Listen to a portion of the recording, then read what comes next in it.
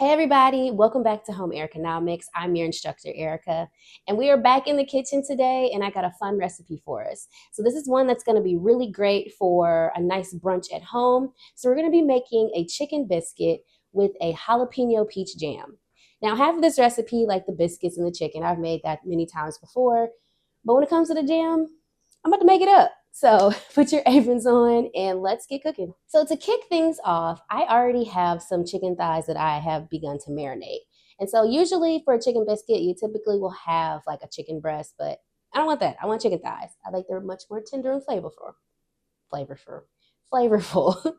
So here in this bowl, I have some buttermilk and pickle juice and different seasonings, basically like salt, pepper, paprika, Montreal chicken seasoning, which is one of my favorites, and just a few other items.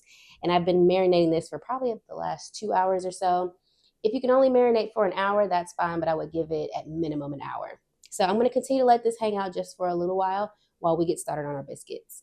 Now for our biscuits, we're going to start with 2.5 cups of all-purpose flour in a bowl.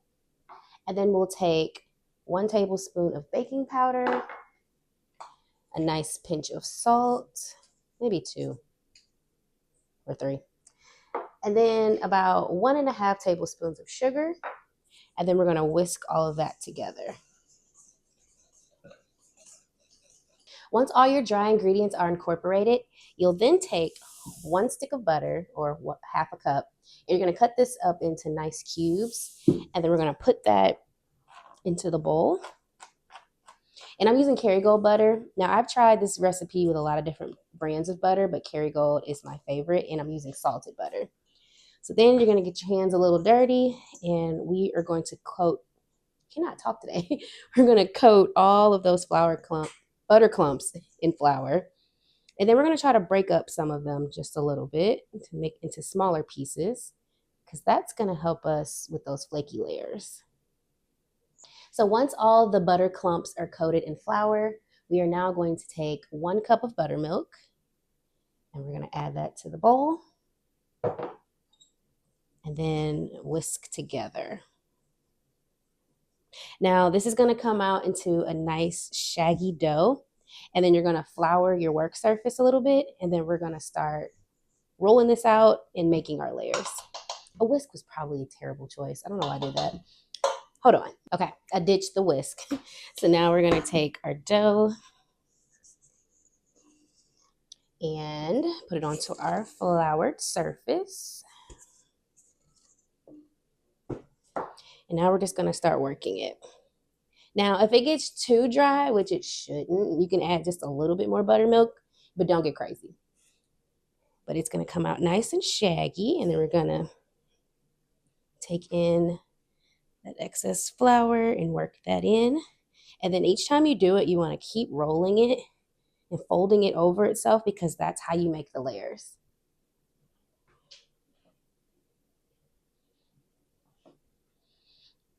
And so you can do this as many times as you want, or until it's to your liking, like so. Now, once your dough is nice and pretty like mine, you're going to get your biscuit cutter, or like I used to use, a drinking glass. If you don't have a biscuit cutter, shout out to my line sister who saw me in the struggle and was like, Eric, I'm going to get you these biscuit cutters. Appreciate you. So then you're just going to start to cut your biscuits out.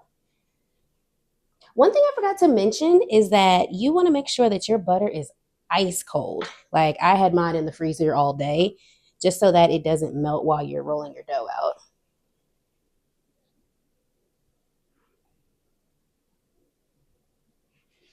And I'm making my biscuits kind of thick because we're making a sandwich, so I want them to spread just a little bit and be nice and thick. That way each half of the sandwich is pretty equal in width.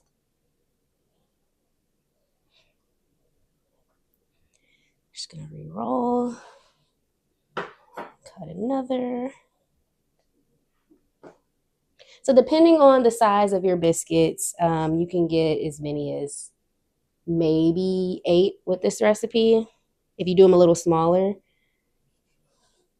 I'm only getting 5 out of this one, but that is okay. And then we're going to have a little mini biscuit on the side. It's going to be our sample biscuit.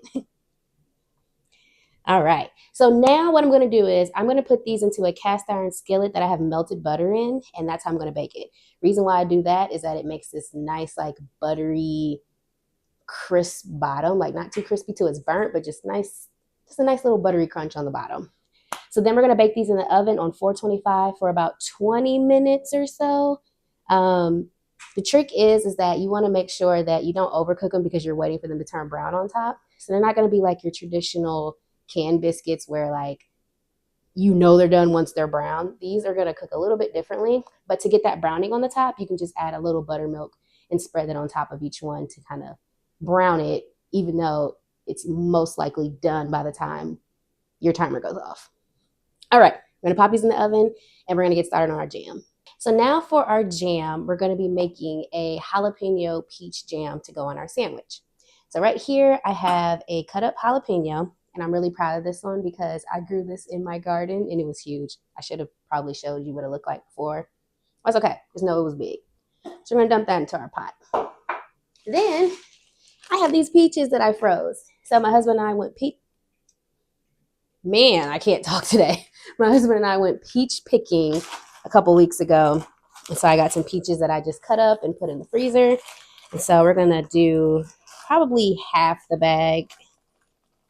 If I can get it in there. And we'll save the other half for another recipe. Put that in there. And then we're just going to add a nice little squeeze of lemon juice, not too much. I don't have fresh lemons on hand, so concentrated is. And then we're going to add in some sugar that we're going to measure with our heart. Great. Now we're going to take this over to the stove and let this cook down. So our jam's hanging out on the stove, and now we're going to get started on seasoning our flour for our chicken. So I just have some all-purpose flour here in this Ziploc bag. And so we're going to add in some seasoning salt. I only have like maybe a teaspoon left in this container. And then we're going to do some Kinder's buttery garlic and herb seasoning. Some of that in there. Then my favorite, Montreal chicken seasoning. This is like my absolute favorite for anything chicken related. Put that in there. Then some garlic salt. This is actually garlic pepper, I'm sorry. And then we'll add a couple pinches of actual salt. So we take that, shake it up.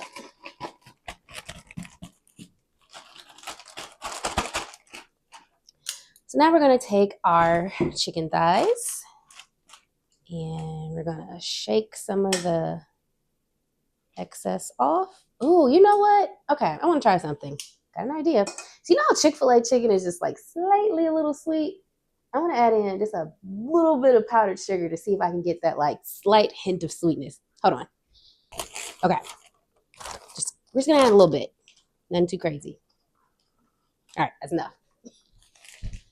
I hope it's not nasty. All right, let me mix that.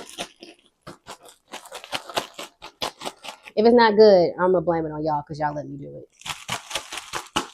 Okay, so now let's take our chicken thighs and we'll shake off the liquid. We're going to don't want to put all four in? Yeah, I'm going to do all four at the same time. I don't care.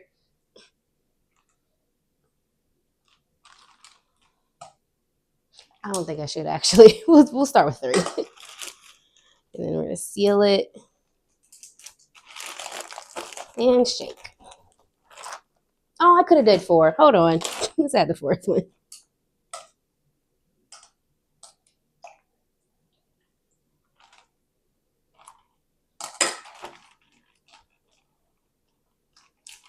Okay. Seal, shake. Make sure every piece is nice and coated.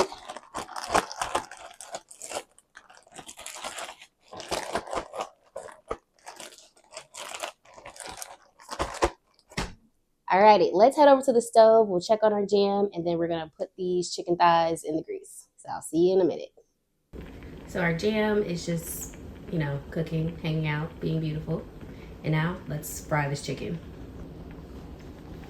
All right, our oil is nice and hot. We want to get that to 350 degrees, although I don't ever measure that, so let's just assume it is 350 degrees. And we'll drop our thighs in.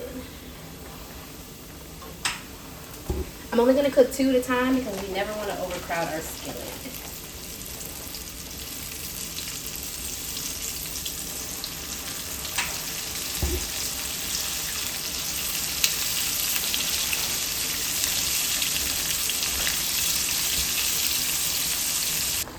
Our jam has thickened up nicely, so what I'm gonna do is I'm gonna blend this down with an immersion blender and get it nice and smooth. Then our biscuits are also done as well. Then, so is our chicken. So everything is coming together nicely, and it's just gonna take maybe another, I don't know, 20 or so minutes, and then we can assemble.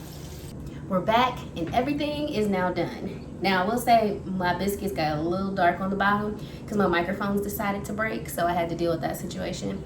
But that's okay. We just scrape the bottom off a little bit and we keep it moving. So we have our chicken thigh, which I cut a little bit of that off because I should have cut those down before we cooked them, but that's okay.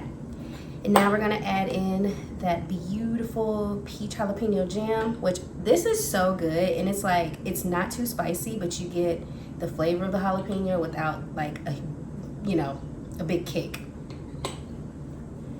Okay, top it with the other half. This is humongous. All right, let's try it.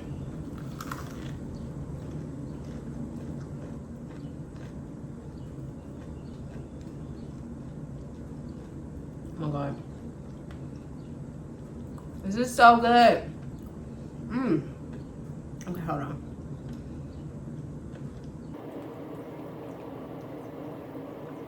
No, this is perfect. The chicken is seasoned perfectly. Just a hint of like that savory, salty flavor, but not too salty, with a sweet jam, with a little bit of spice, and then that buttery biscuit. I'm telling you, the Kerrygold butter makes a world of difference. This is perfect for like a weekend brunch. Definitely try this. I don't necessarily have exact measurements for everything, but I will do my best in the comments or in the description below. As always, thank you for tuning in. Be sure to like and subscribe, and I will see you in the next video because I'm gonna eat this and go watch Love Island. Alrighty, class dismissed.